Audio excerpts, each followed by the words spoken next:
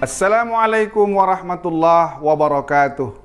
Innal hamdalillah nahmaduhu wa nasta'inuhu wa nastahdih wa natubu ilaih wa na'udzubillah min syururi anfusina wa min sayyiati a'malina. May yahdihillah fala mudhillalah wa may yudlil fala hadiyalah. Asyhadu an la ilaha illallah wahdahu la syarikalah wa asyhadu anna Muhammadan abduhu wa rasuluh man la nabiyya ba'dah. Amma ba'du. Kaum muslimin wal muslimat yang sama-sama dimuliakan Allah Subhanahu wa taala. Alhamdulillah, tanpa terasa kita berada di bulan suci Ramadan. Maka ini merupakan peluang yang luar biasa yang diberikan oleh Allah Subhanahu wa taala kepada kita. Jarang sekali peluang ini datang. Maka ketika dia datang, jangan sampai kita sia-siakan. Ada 4 hal penting yang mesti kita perhatikan ketika datangnya bulan suci Ramadan. Yang pertama, Ramadan adalah bulan penuh pengampunan. Ramadan sesuai dengan namanya, artinya adalah membakar. Maknanya apa? Ketika datang bulan suci Ramadan, maka Allah Subhanahu wa taala memberikan kepada kita kesempatan untuk membakar dosa-dosa kita. Dosa besar maupun dosa kecil, dosa yang sengaja ataupun tidak sengaja, maka kita diberikan satu kesempatan dari Allah Subhanahu wa taala agar dosa-dosa kita segera dihapus oleh Allah Subhanahu wa taala. Jamaah kaum muslimin yang sama-sama dirahmati Allah Subhanahu wa taala. Maka siapakah orang-orang yang diberikan kesempatan oleh Allah untuk dibakar dosa-dosanya, dihapuskan semua dosa-dosanya? Yang pertama adalah orang-orang yang betul-betul melaksanakan ibadah puasa di bulan Ramadan. Man sama Ramadana imanan wa ihtisaban ghufira lahu ma taqaddama min dzambih. Siapa yang berpuasa karena iman dan mengharapkan ridha Allah Subhanahu wa taala, maka semua dosa-dosanya diampuni oleh Allah Subhanahu wa taala. Maka jangan sampai kita tidak berpuasa di bulan Ramadan. Jangan sampai kita menyia-nyiakan puasa kita dengan melaksanakan hal-hal yang dilarang oleh Allah Subhanahu wa taala, agar betul-betul puasa kita dinilai dengan nilai yang luar biasa oleh Allah Subhanahu wa taala. Kemudian dosa kita diampuni oleh Allah Subhanahu wa taala apabila kita melaksanakan salat qiyamul lail atau salat tarawih. Man qama ramadhana imanan wa ihtisaban ghufira lahu ma taqaddama min dzambi. Siapa yang melaksanakan salat qiyamul lail di bulan Ramadan, salat tarawih di bulan Ramadan, maka dosa-dosanya juga diampuni oleh Allah Subhanahu wa taala. Kesempatan kita untuk tarawih di malam-malam Ramadan jangan kita sia-siakan. Walaupun kita sibuk bekerja di waktu pagi, di waktu siang, di waktu sore, tapi sempatkan kita untuk tarawih. Baik itu di masjid, kita hidupkan syiar tarawih, ataupun juga di rumah bersama keluarga, kita juga melaksanakan ibadah salat tarawih. Walaupun sekarang dalam kondisi pandemi, tetapi itu tidak menghalangi kita untuk melaksanakan ibadah tarawih.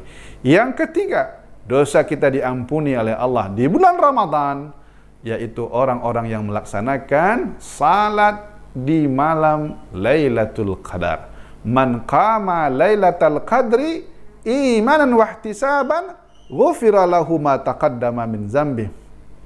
Siapa yang melaksanakan salat di malam Lailatul Qadar, juga dosa-dosanya diampuni oleh Allah Subhanahu wa taala. Ini hal yang pertama yang mesti kita garis bawahi, yang mesti kita perhatikan ketika kita berada di bulan Ramadan. Peluang-peluang dosa-dosa kita diampuni oleh Allah Subhanahu wa taala. Yang kedua, kata para ulama, di bulan Ramadan ini yang mesti kita perhatikan tilawatul Quran. Ayo kita membaca Al-Quran, bahkan lebih luas lagi, kata para ulama, berinteraksi dengan Al-Quran. Dalam Al-Quran Allah berfirman, alladzina atainahumul kitaba yatslunahu haqqa tilawatihi ulaika yu'minuna bih. Ya, barang siapa dan mereka yang kami datangkan kepada mereka berupa kitab suci Al-Qur'an, lalu mereka baca ya Al-Qur'an itu dengan sebaik-baik bacaan, sebenar-benar bacaan, maka itulah orang-orang yang beriman kepada Allah Subhanahu wa taala dengan iman yang sebenar-benarnya. Maka yang membaca Al-Quran dengan sebaik-baik bacaan, sebenar-benar bacaan, apa maksudnya? Inilah yang dikatakan oleh para ulama tafsir, berinteraksi dengan Al-Quran. Baik itu membacanya secara kuantitas, dia khatam berkali-kali, ataupun membacanya secara kualitas, dia pahami maksudnya, dia pahami terjemahannya, dia pahami tafsirnya, atau juga kata para ulama, dia hafal Al-Quran. Ya, berusaha menghafal Al-Quran, ini juga masuk dalam pemahaman ayat ini. Kemudian dia amalkan dan kemudian dia dakwahkan. Semakin banyak interaksi kita dengan Al-Quran, baik itu membacanya, baik itu memahaminya, baik itu menghafalnya, baik itu mengamalkan dan mendakwahkan, semakin dekat kita dengan Al-Quran. Dan Ramadan ini para ulama memberikan contoh adalah bulan di mana ya kita kaum muslimin banyak membaca dan berinteraksi terhadap Al-Quran. Itu yang kedua. Yang ketiga yang mesti kita perhatikan Al-Quran di bulan Ramadan ini, ya, ayo sama-sama kita berbagi, ayo sama-sama kita melayani, ayo sama-sama kita beramal, ya, kita membantu orang di bulan Ramadan ini. Ya, jangan sampai Ramadan ini ya, karena kita sudah bercapek ibadah ya, lalu kita tidak membantu sesama, berkontribusi kepada sesama, melayani kepada yang membutuhkan. Tunjukkan bahwa dengan datang Ramadan ini kita semakin energik ya, kita semakin semakin mampu memberikan yang terbaik kepada umat dan masyarakat.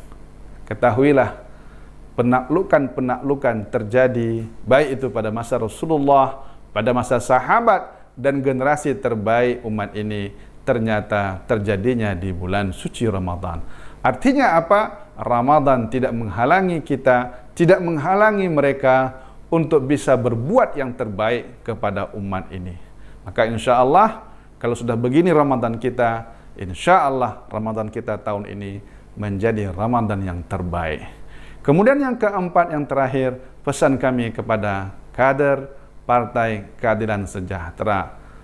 Di bulan Ramadan ini, dengan kontribusi yang luar biasa, pelayanan yang luar biasa, jangan lupa target dan tujuan kita, bagaimana kita bisa meningkatkan jumlah kader kita, mengajak orang untuk bisa bersama kita di Partai Keadilan Sejahtera. Kita tunjukkan bahwa PKS ini merupakan partai Islam yang rahmatan lil alamin, yang betul-betul membersamai kaum muslimin dan bangsa yang ada di negeri ini untuk negara kesatuan Republik Indonesia. Kemudian tentu target kita adalah kita ingin menjadi partai yang bisa menjadi pemenang di negeri ini, sehingga kita bisa memberikan pelayanan yang terbaik untuk semua umat yang ada di negeri ini. Jayalah PKS, jayalah negeri ini. Allahu Akbar, merdeka. Wassalamualaikum warahmatullahi wabarakatuh.